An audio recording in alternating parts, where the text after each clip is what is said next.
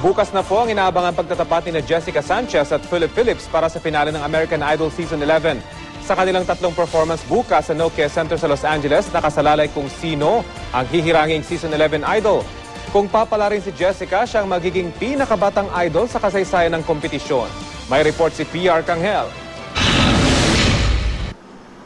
Ito ang presiosong Nokia Theater sa downtown Los Angeles, California. Isa sa mga pinakapaboritong tanghalan ng mga awit at awards shows tulad ng Primetime Emmys. At ngayon, ito rin ang magiging venue para sa highly anticipated showdown sa pagitan ni Jessica Sanchez at Philip Phillips sa finale ng American Idol Season 11. Sa labas, itinayo na ang mga puting tolda na magsisilbing press area. Bantay sarado na rin ang mga area na daraanan ng celebrities at guests. Inaasang sold out ang 7,000 seating capacity ng Nokia Theater. Kaya para sa mga hindi makakapasok, isang giant screen naman ang itinayo sa labas ng gusali.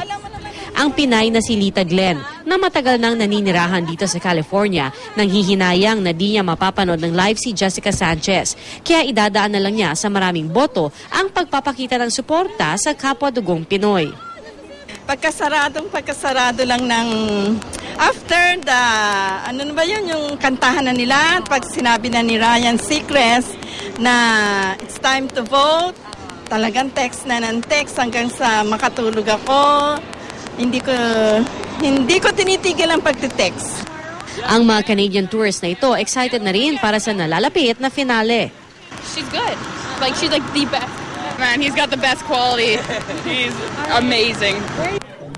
Habang ang American Best Dance Crew host na si Mario Lopez, isa rin palang Jessica Sanchez fan. I love Jessica Sanchez. Hold on, man. She's gonna win. I love her. Bumuhos din ang suporta ng mga Mexicano para kay Jessica. Sa historic Filipino town, isinama na sa isang mural ng mga sikat na Pilipino si Jessica. At bilang pagpapakita ng kanilang suporta, ilang batang Mexicano ang gumawa pa ng mga placard para hikayatin ng mga tao na iboto ang half-Pinay singer. Ayon naman sa American music producer na si Jimmy Iovine, kung gugustuhin manalo ni Jessica as Season 11 Idol, importante raw na magkaroon ito ng emotional connection sa mga manonood. Lamang na raw si Philip dahil sa charisma nito pagdating sa ibabaw ng stage. Kung talent lang naman daw ang pag-uusapan, magiging mahirap ang desisyon ng publiko.